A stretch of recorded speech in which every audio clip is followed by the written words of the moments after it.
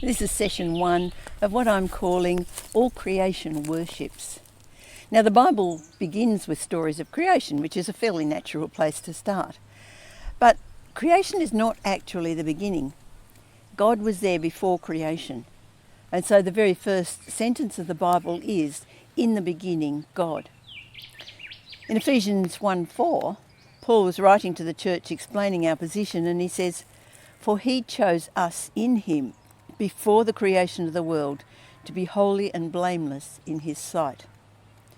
This indicates that God existed before creation, but also that creation has a plan and a purpose. It's not just something that, he created and said, let's see what develops. 1 Peter 1:20 is talking about Jesus and said, "He was chosen before the creation of the world, but was revealed in these last times for your sake." Again, the total purpose and plan for creation before it ever came into being. Now, we said in earlier sessions that the stories of creation were not ever meant to be scientific. They're answering the question, who created, why it was created.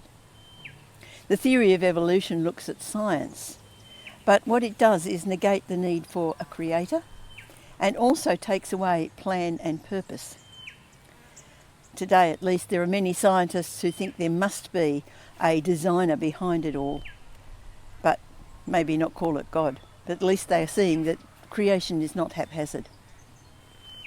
The Bible's quite clear. The world came into being by the act of God. He initiated, he planned, and it's by his living word that this universe exists.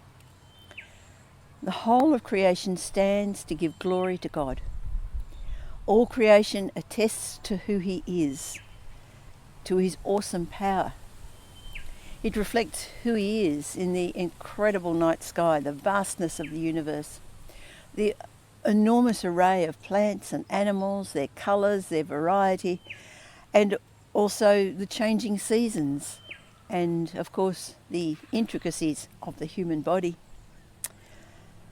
All creation gives glory to God, our Creator.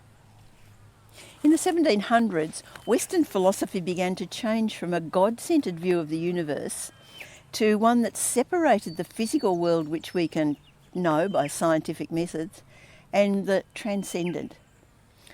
And they put God in that category of the transcendent, the area that we really can't know.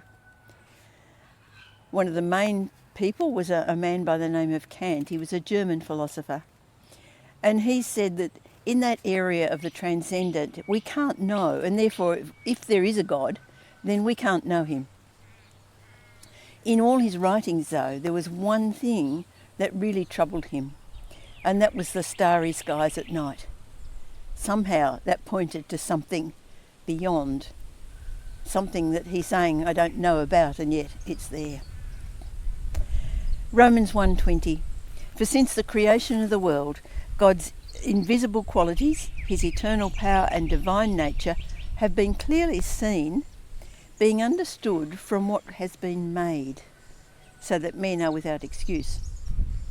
So he's saying creation points us to God. It's clear, it's plain for all to see. Writing to the Romans, he was berating human beings. They've been given every opportunity to know God, but instead it says they exchanged the truth of God for a lie, worshipped and served created things rather than the Creator, who is forever to be praised.